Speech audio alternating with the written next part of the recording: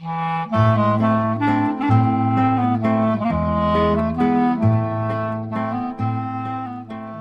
to Couples Therapy in 7 Words.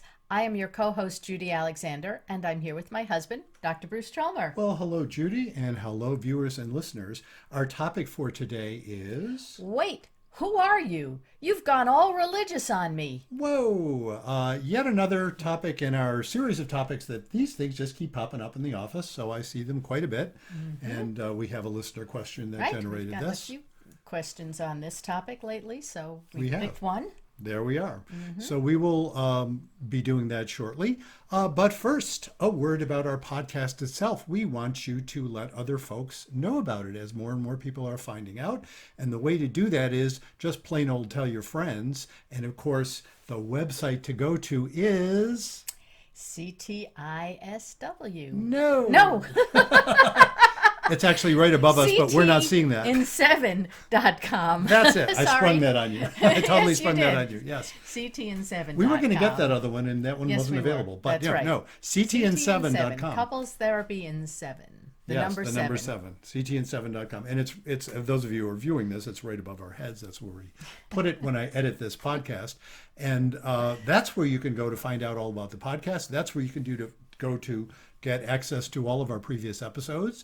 That's where you should send your friends. Absolutely. And also, you should go to our Couples Therapy in 7 Words Facebook page. That is called Couples Therapy in 7 Words. You know, And it's on Facebook. it's on Facebook. You'll find it. And you should like and follow that page and share our posts. That's how people find out about this. And of course, then there's good old subscribe to whatever service you use to get your podcast. You can find us anywhere. So we hope you will do that. And a word for... The book that sparked it all, Reigniting the Spark, Why Stable Relationships Lose Intimacy and How to Get It Back. That's the book that I wrote, came out a couple years ago. I'm working on another one. We'll be talking more and more about that as we go, but that's not going to come out for a while. But this one's out, and we hope you will get a hold of it. Here's the paperback version I'm holding here. There's also a Kindle version you can get from the Amazon site. And also, what's proving to be rather popular, actually, is the Audible version. Where I did the narration, so you'll hear it in my voice. So it is spoken by someone who really believes what that author wrote, and so you'll get to hear that as well. And of course, one other thing about our podcast, let's forget about our merch.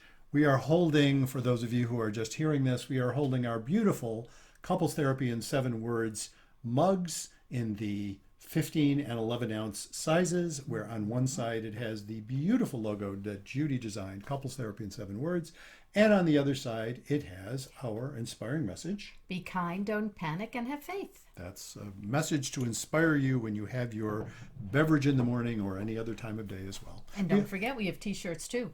T-shirts in all sorts of sizes. All sizes. Yes. So there we are.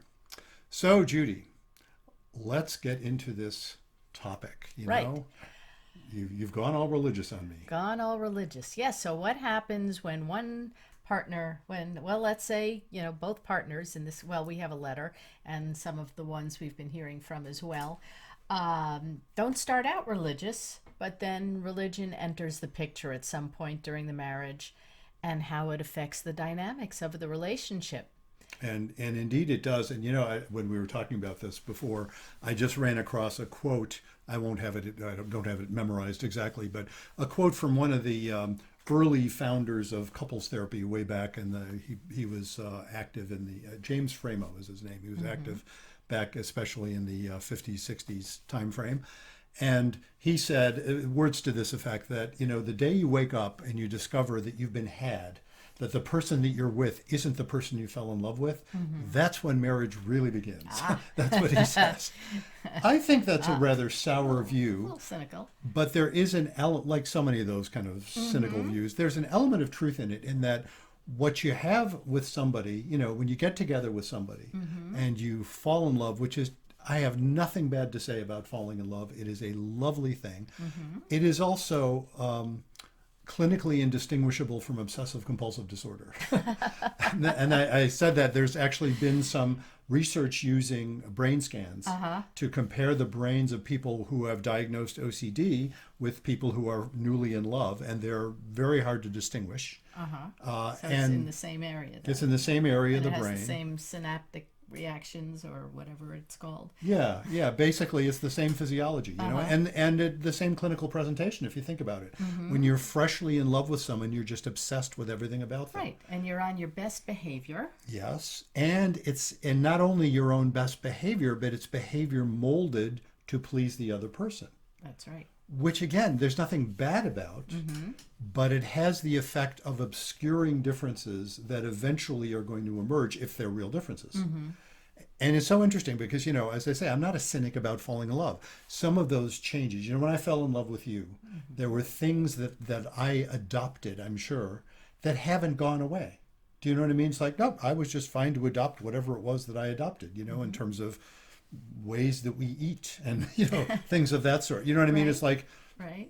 suddenly I was just enthralled with, I remember, I haven't been having yogurt in the morning, but I started having yogurt in the morning because you had yogurt in the morning, and I just thought it was so magnificent because you had it. I ate yogurt in the You had, morning? yeah, no, you didn't eat yogurt in the morning, but you had yogurt or I had something yogurt in the that I didn't have. Yeah. I don't know, it's that kind of thing. It's sort of weird stuff like that. It's like, you know, I didn't stop liking yogurt, you know.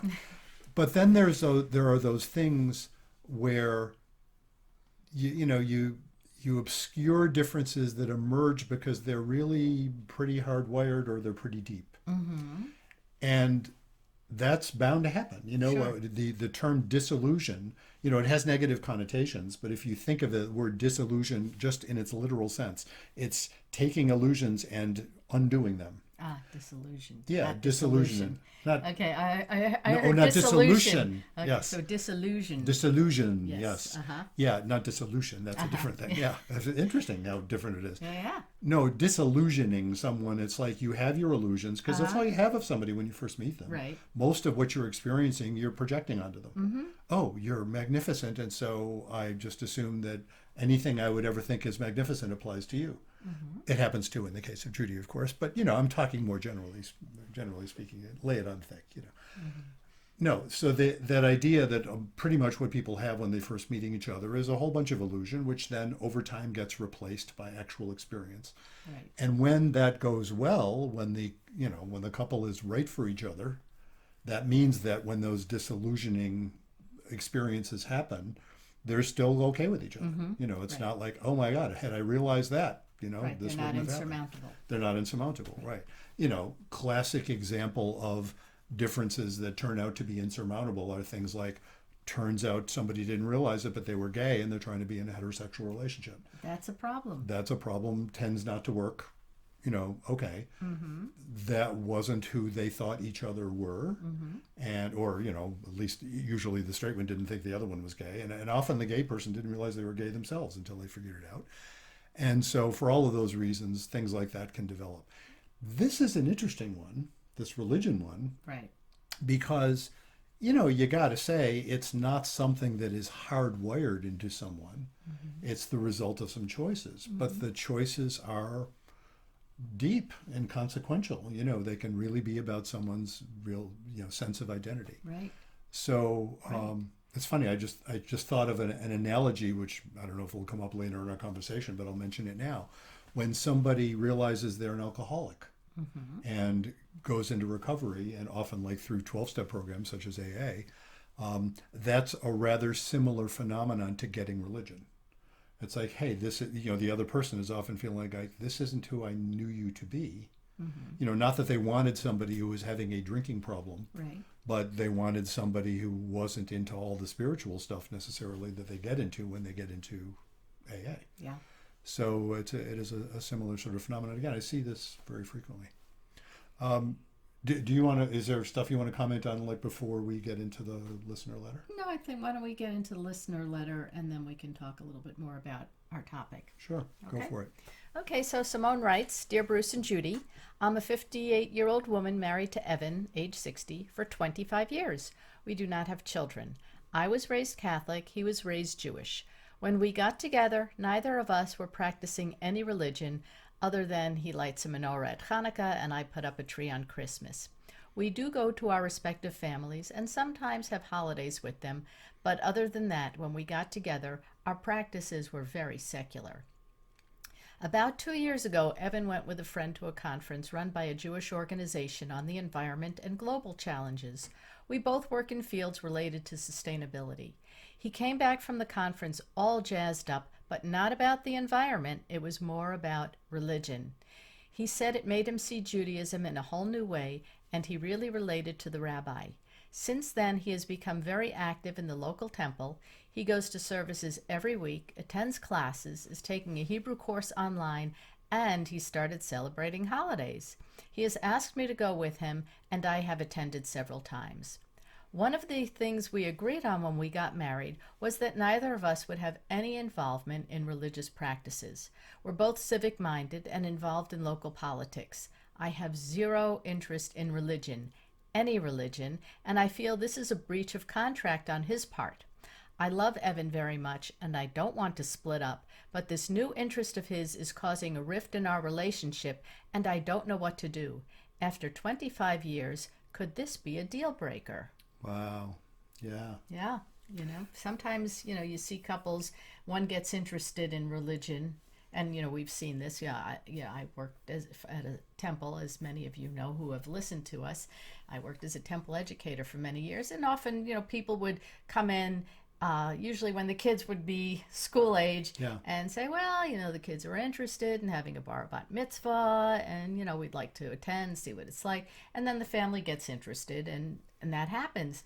But here you have an instance where one party is interested and the other no interest. Yeah, and yeah. they both started out this way. And sometimes, people obviously change over 25 years, and you can't project what those changes are going to be. But here's a situation where it can be a deal breaker, especially, Simone, who has no interest in religion. And it sounds like she's, given it a try. I don't know. Well, and I'm reading a little between the lines here, and this is, so apologies in advance if this is kind of a stereotype. I have heard from lots of people who were raised Catholic in particular, whose view of religion isn't merely that, well, I'm not really into it. It's that I'm running very far to get away from this. Yeah. The people use the term recovering Catholic. Yes. I say this, and I have to put this in, with deepest respect for devout Catholics with whom I also work. I have often commented, if I were ever going to be a Christian, which frankly I am not, folks, that's not going to happen. I'm Jewish through and through. But I'd probably be a Catholic because I like the venerability of it all. Yeah. You know what I mean? Not so hot on the hierarchy aspect, but the venerability I'm really into. And I like the ceremony, the ritual. Yeah. All that stuff is really it's neat very stuff. appealing to me. Having said all that, though, I have met lots of Catholics whose view of it is that they need to escape it. It's not merely so. Maybe I'm inferring a little more than Simone meant by her saying I have zero interest in religion. It's not that she has zero interest. In fact, I would say no. You're actually very interested in religion in a very negative way. Yeah. I'm interested in avoiding religion. Yeah. And she's not indifferent to it. She's down on it. Right.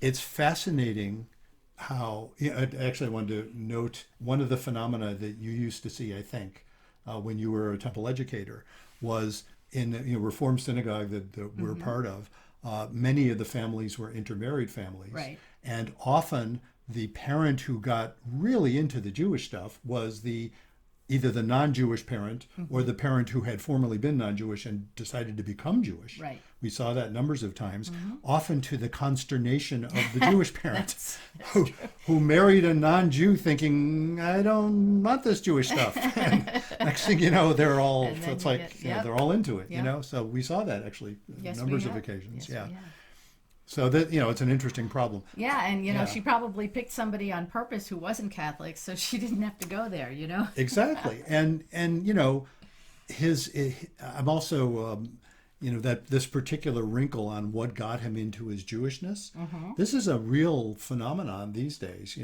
Our daughter-in-law, those of you who know us, we have a daughter-in-law who used to, she's not working there now, but she used to work for a Jewish environmental, organization. That's right. And it's really neat stuff. It draws a lot of folks in who didn't previously have that much to do with their Jewishness. Right. So this is this is a story for the ripped from the headlines. I mean, at least ripped from the current zeitgeist. You know. Right.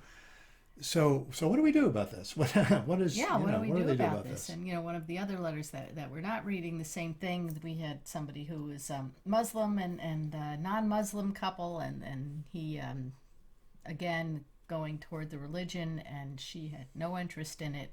And what do you do when that's the case? Yeah. What do you tell the people that come into your office when they present this problem?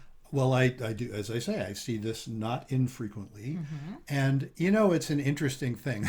It's funny, in the book I'm working on, I'm just working on a section of horror stories, therapist horror stories. And I acknowledge right in that section, by the way, I'm probably the one that people have complained to through the later therapists too. I'm not, taking myself out of this category. Yeah. But among the various therapist horror stories, the thing, and I'm not talking about the, like, oh my God, this person shouldn't be a therapist stories. I'm talking about the well-meaning ones. I'm not talking about the ones who have sex with their clients or exploit them financially, or I've heard those stories too, frankly. I'm talking about the ones well-meaning, and look, I'm sure I'm in this category occasionally too. Well-meaning, but too sure of ourselves. And so we tell people to do something. Yeah. And I'm just picking up on that part of it. What do you tell someone to do, As soon as I start telling somebody what to do, I'm probably doing them a disservice. So you're not going to tell them what to do. I'm not going to tell them. So how about this? How about if we look at religion in this case like football? Develop that. Okay, so let's say it's a guy who's got a sports obsession. Yes. It's like football season, and then they can't wait for basketball season, and then you can't wait for baseball season, and then it's hockey. Maybe you can look at religion like it's a sporting event. I know it's a little bit deeper than that, but in some ways there's a lot of similarities. You got a game every Sunday, or I don't know, every Saturday.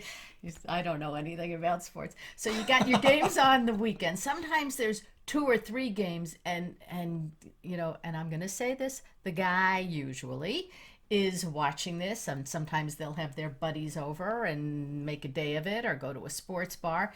And some wives, go along with it, and they love and many women like sports teams too, so I'm not, leaving you out of the picture, but there are many that don't. I mean, right, I know some of my friends do, some of them don't, but it could be like a sporting thing. So you've got your guy who's going to be watching the game on Sunday, or in this case, the Jewish guy going to the services on Saturday. That's his game day. And like during the week, I don't know, whatever they do during the week in sports. You can tell I know so much about sports. Following what's going on with the team, and following the news about the team, and making the brackets or whatever they do. So you can look at it like it's a sporting We're recording thing. this, by the way, during the NCAA tournament, which you probably don't even know. I know there's something going on. We happen to be recording this in March, and March Madness is going on. Madness, yes. And so that's yes, I know, and there was the Super Bowl a few weeks ago. I do know that. Yes, there was. So if you look at it like it's a sporting thing that you don't have a particular interest in, but he does, do other stuff. Yeah, that's a great analogy. I'll tell you why I think it's a great analogy, because it applies to in some ways and not in others, and the differences are interesting. And I'll tell you something that bridges the gap, which I encounter. You may or may not guess this, but I encounter this in Vermont very frequently. In Vermont, especially in the fall. And do you know what I'm referring to? Hunting season. Yes. Hunting season. Hunting season is, when you talk about it being like a religion, it has for a lot of the people I talk to, almost always the man, although again, I've met women who are really into it too, but almost always the men. It has a religious intensity that I am moved by. There is a sense, look, there's the guys who want to go to deer camp and get hammered with their buddies. Okay, fair enough. Even that actually sometimes has a kind of religious element to it. Well, it does. But it's especially like going away on a retreat with your buddies. And but the guys who talk about, they live for that period of time when they are going out in the woods. I am moved by. I'm feeling my emotions move just to. And I've never hunted in my life. I'm a Jewish guy. Jewish guys don't hunt. There are exceptions, but we don't hunt. We don't know from this. We're not a big hunting. We're not big into religion. hunting. It's not kosher. Whatever, But no, these guys will talk, guys who grew up in Vermont and grew up in that culture Yeah. and it's so moving to see what a part of their heart it is. Yeah. And And their it's a wives, great deal of respect for the animals oh and the yeah, environment and the and land nature in and general. absolutely. And they know, their wives know this about them. This is typically not something that developed later, They knew when they married this guy, you're not going to see much of him in November, during rifle season. And actually, some of these guys will go to different states because different states have different seasons at different times, and they'll, a lot of the time they will be centering their schedules around that. And it's a deeply held part of their identity. And that's why I wanted to say your analogy is a good one, because are there guys for whom football season is a deeply held part of their identity, or baseball season? Frankly, yes, Yes. there absolutely are. But it doesn't have the same intensity that I've seen with hunting season in terms of this religious sense about it. Well, it's also a longer period of time when you have a sporting season, whereas It is, hunting but season is very, compressed. yeah, I'm talking less about degree and more about kind. Yeah. There's a kind it's the difference when I talk about in between living together and getting married. That living together, and I'm not trivializing living together. That's an important decision for people, but it's a contractual agreement. Yeah. We'll do this while it works, when we're both happy, when it feels good. Great. Those are good ideas. But marriage is a covenant. Marriage changes your identity. We remember this when we got together. We were both we weren't just interested in living together. We wanted to be married. That meant something to both of us. Right. And to me, it is a feature of my identity that I'm married. It's not merely that I happen to be in love with you and I happen to be living with you and all that, which is lovely. But it's also a part of me that I'm a part of our married couple. So that's the intensity that I'll see in religion. And the sporting example, I'll hear usually again the woman complaining about the amount of time it takes and the amount of energy it takes and the focus it takes away. But when it has that religious intensity, it's another angle on it that often doesn't come up when it's just about the sporting stuff. Do you know what I Yeah. mean? It's like, yeah, well, she's into doing her stuff with her women friends and he's into doing stuff with his guy friends, and it happens to be about sports, and they have to figure out how do they still have time for each other and that kind of stuff. But the religious angle, and that's what's going on Yeah, here. that is a tough one because, you want to be part of your partner's life, Yeah. and religion, in her case, plays no part of her life, and she's seeing her husband get interested in something that she wants no part of. And see, and that I think that's that last thing you said is the key.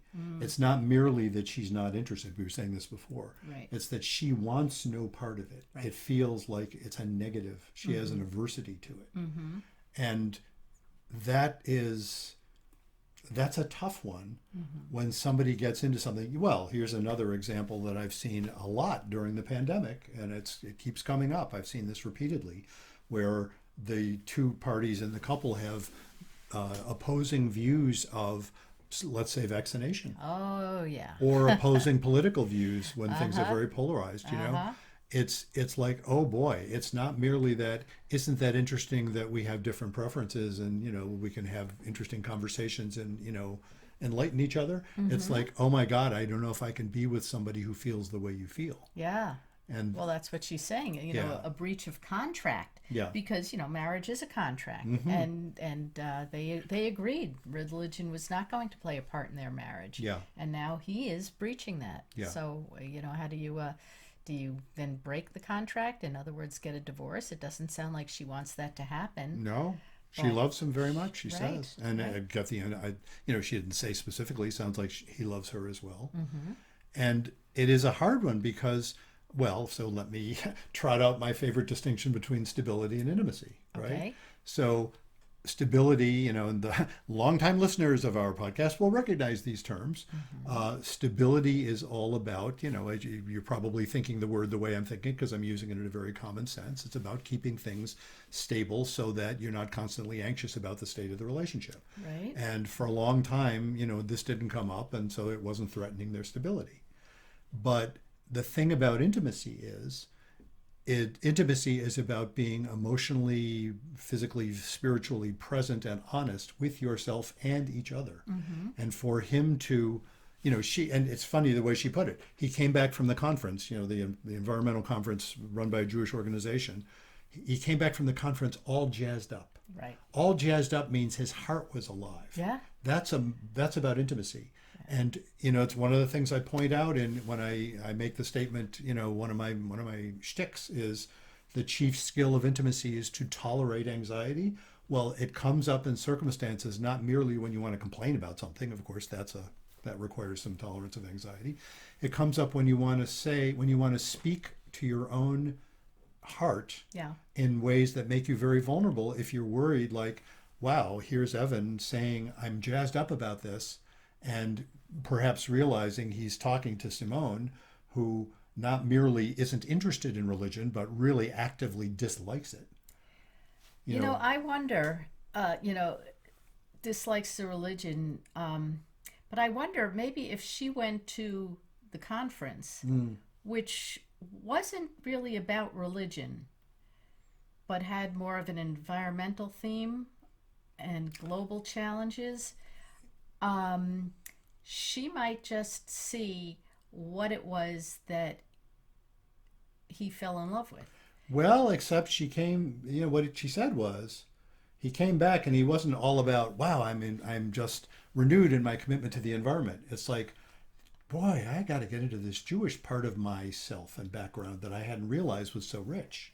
Yeah, but I understand that. And she doesn't have to get into the religious part, but maybe if she would be willing to share with him the environmental aspects of it that were so meaningful to him, and just set aside the religious part, that might be a way in. Because here, he's schlepping her to services that, she's probably hearing prayers said and sung in a language she has no interest in and doesn't understand. And that would be a turnoff to me if I was suddenly going into some house of worship and hearing prayers. It's like, that type of thing. But if she would be open to maybe going to another conference, he said this was 2 years ago, so it was probably pre-COVID, and I wonder if conferences are happening again. If she would be willing to do that, maybe she could see what it is. And she's in the sustainability field. So she's already impressed with the environment. She's already in favor of that. That's not her problem with him. That won't solve her problem with Evan. That will. It's like see what you're doing, of course, is because I'm looking for a way. You're in for exactly. her. You're looking for a way to help them out here. Right. A way, not just a way in for her, and to see what it was that got him so interested in it. It's like. But he's interested in that she's worried about isn't the environment. That's what I'm trying to say. She already knows that. No, he came back and he said. But a different way of viewing the environment, or viewing that's Judaism through the environment. No, it's Judaism. Yeah. But see, there's another problem here, which I don't mind raising the possibility of. And I say this with great respect. Look, it's. One of the reasons why I've told this story, and you've heard me say this before, when I was in the market, so to speak, when I was looking for the possibility of meeting somebody that I could get married to, when I was briefly single, I was only looking for Jewish women. And part of that, it's not because there aren't nice non-Jewish women. The world is full of nice non-Jewish women. The reason was I would have a hard time trusting that a non-Jewish woman would tolerate my Jewishness. And I mean tolerate. There's an element when you go to a conference run by a Jewish organization. Now I say this, I've been around things like that. I haven't been to this exact kind of conference. But it's a bunch of Jews celebrating being Jewish. Yeah. And to be a non-Jew at those things, you better have a strong, you better just be accepting, hey, you're welcome, outsider, who is still an outsider. She is not going to be part of what he's doing in his Jewishness. She could well be a supportive and friendly outsider. But what she's objecting to is feeling like, now there's my husband and he's joined something, and it's kind of worse than he's joined something. He is recognizing that there is this aspect of him that is not I'm not part of. I don't get in that group. Yeah. Now, she could, in any liberal Jewish movement, assuming it's reform or conservative or recon or something, she could join it, but she has zero interest in doing so. Right. And part of her zero interest in doing so is she doesn't like religion. She may not especially like Jewish religion. Mm-hmm. Do you know what I mean? I wouldn't blame her. It's like, yeah, it's really clannish. Yeah. And it's that by design. So I know you're trying to make it so that, they can get past this. I think they maybe can get past it, but it won't be by ignoring that difference. That's a serious difference they're dealing with there. That's why she's wondering if it's a deal breaker. Yeah. He's gone all Jewish on her, and she didn't think she was married somebody who would go all Jewish. Right. She obviously is not an anti-Semite, right? Mm-hmm. She's, No, she's just anti-religion. She's just anti-religion. It could have been, Muslim. It could have been Protestant. It could have been anything. Yeah. The fact is that it's a religion. But the particulars of Judaism and how, why is there a Jewish conference on the environment? It has as much to do with being Jews as it does about interest in the environment. And that's the part that she's feeling that the marriage is threatened by. So it's not like any of your ideas were bad ideas there. It's just that I don't know I think what they're going to have to do, and what I would do with them in therapy, you're wondering, what would we do? It would be look at those differences clearly without either minimizing or maximizing them, but take seriously why she's feeling like this is a potential deal breaker. And of course, obviously, Evan would have to be part of the conversation and speak to it as well. I know plenty of couples that can transcend this. And I say transcend. It's usually not by compromise. It's by acceptance. Do you know what I mean? It's like, oh, she can learn to be not threatened by his interest in his Jewishness. And he can learn to be not threatened by her lack of interest in Judaism. There are some couples who can pull that off. Yeah. There are some couples who would find that what they'll have is a weakening of intimacy, which is painful. And, hard to know where that goes for a given couple. That's true. But it can be, what can I say? It can be difficult. Yeah, sure. Especially if he wants to share what he's learning with her. And she's like, Yeah. And don't give me that stuff. yeah, exactly. And you see the difference, right? It's the difference between don't give me that stuff, or as opposed to, look, when you talk about Mahjong, right? And I'm delighted with your enjoyment. My other religion. Her other religion. I keep telling, I may have said this on the podcast once before, there should be especially in the Reform prayer book, there should be a prayer for the new Mahjong card when it comes out each year. There you go. It should be a religious.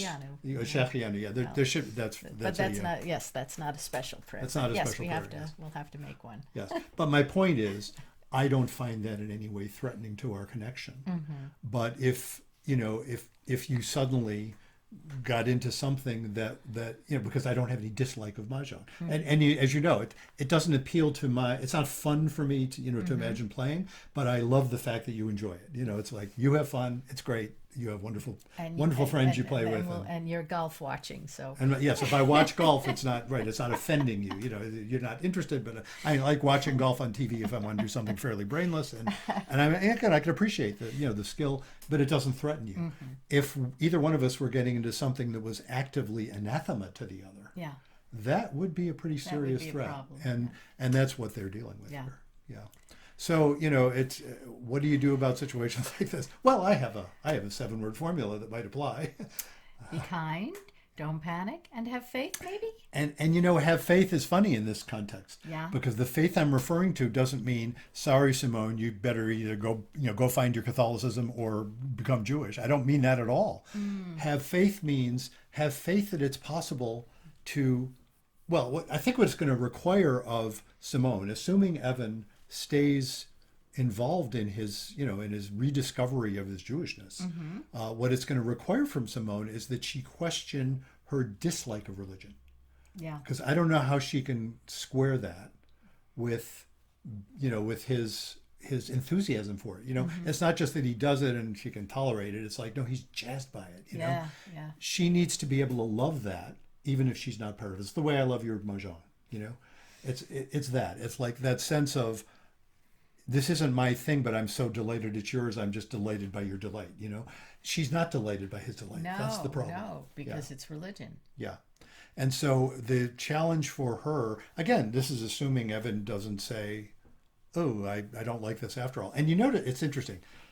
It's not mere coincidence, I suppose, that I am not being even-handed in that assessment. I could as easily say, well, Evan could look at this and say, "Oh my God, I don't want this to threaten my marriage. I don't need the Judaism stuff." I'm not saying that, because anything that makes them feel alive, Yeah, is not something that they're going to give up easily, or if they do give it up, it's at a cost of intimacy. sure. It's not And like cause resentment on his part too. yeah, exactly. Yeah. So I think the challenge, and Simone's the one who wrote the letter, and good for you, Simone. It takes courage to face the issue.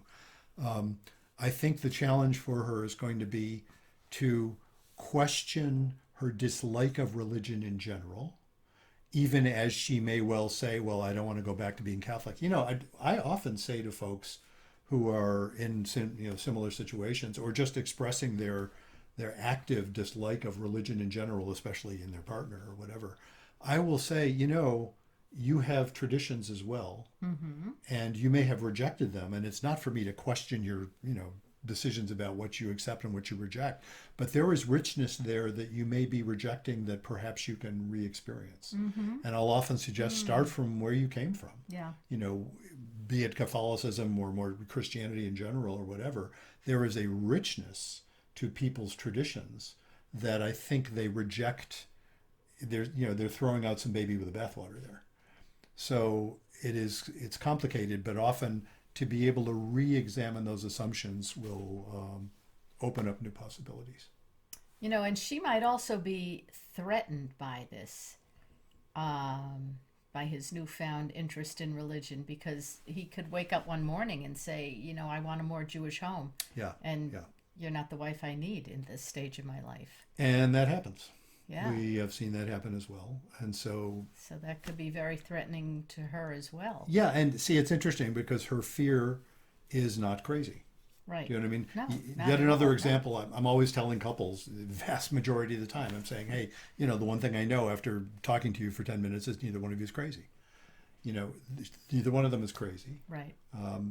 She's worried about this, sounds like for good reason. Yeah. Yeah. Other than the fact that she doesn't like religion, it just does threaten the status quo anytime you bring something like this into a relationship. Yeah. Which is why, it's one of the wonderful ironies of intimacy.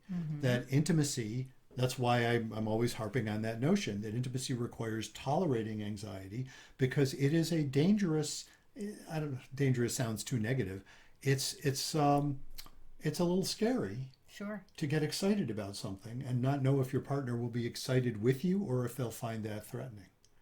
But excitement, feeling alive is what intimacy is all about. And when you have a relationship where the relationship enhances your feeling alive rather than requires you to deaden it, that's what people want.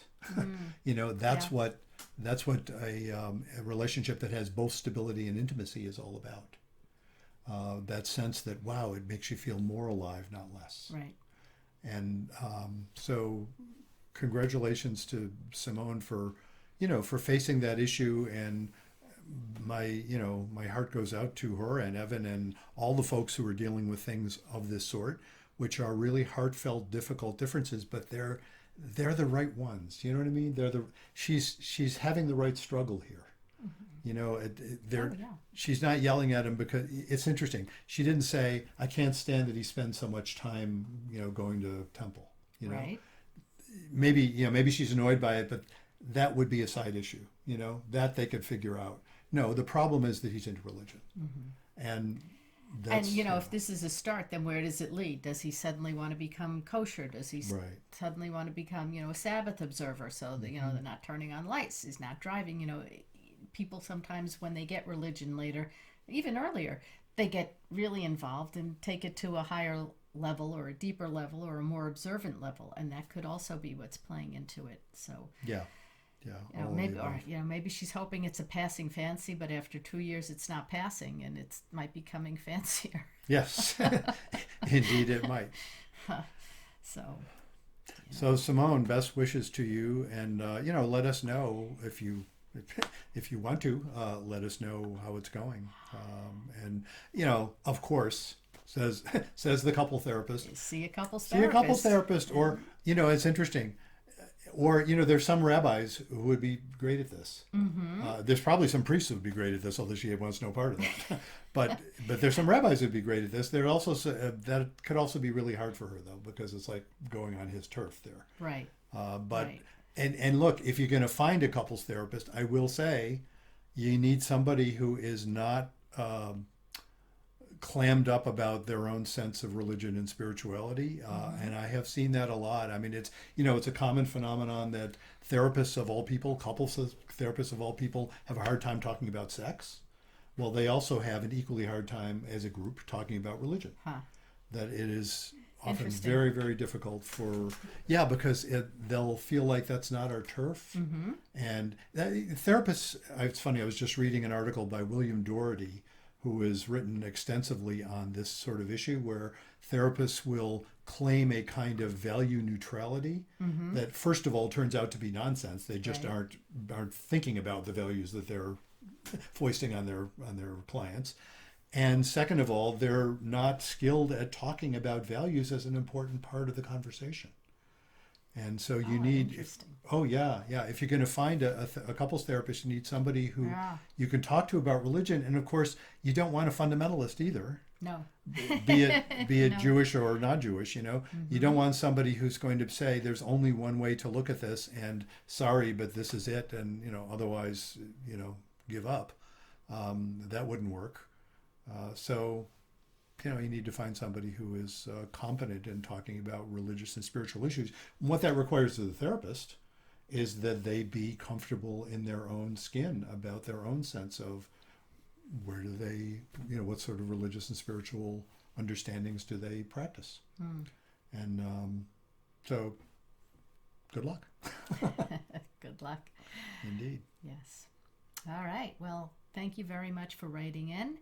And if there are other listeners out there that have questions that you would like us to address on air, please write to us. You can email Bruce at ctn7.com or Judy at ctn7.com, or visit our website, ctn7.com. And when you do that, first of all, don't be alarmed to discover that the name on top might change to couplestherapyin7words.com, all written out. That gets you there too, but we came up with that shortcut a few weeks ago, which we just thought was so clever. CT in 7, Couples Therapy in 7, folks, ctn7.com. And when you go to that website, you'll see if you want to sign up to be a guest on our show. You can do that. There's a link to our calendar where we generally record on Fridays. I think all the options you'll be offered are all Friday options. Sometimes we interview on other days as well. Right. So You might have noticed we've had a little bit of a break. We haven't been able to interview folks because we're having a little work done on the house and it's been rather noisy. yes, So, Fridays have been noisy. very noisy. We're recording this on a Sunday, but whatever. We do other days as well. We have some guests coming up, and as you know from if you've looked at our past podcasts, we've had lots of really interesting guests. So feel free to suggest folks and topics as well. And let us put in another word for the book that started it all. Reigniting the Spark, Why Stable Relationships Lose Intimacy and How to Get It Back. And that is available wherever books are sold, and as I mentioned earlier, on Kindle version and also on Audible version. And please go to our, not only go to our website, but tell your friends about our podcast. And don't forget our Facebook page, Couples Therapy in 7 Words. That's our Facebook page, and you can share our posts and tell other people about it. And so, until next time, Remember, be kind don't panic. and have faith.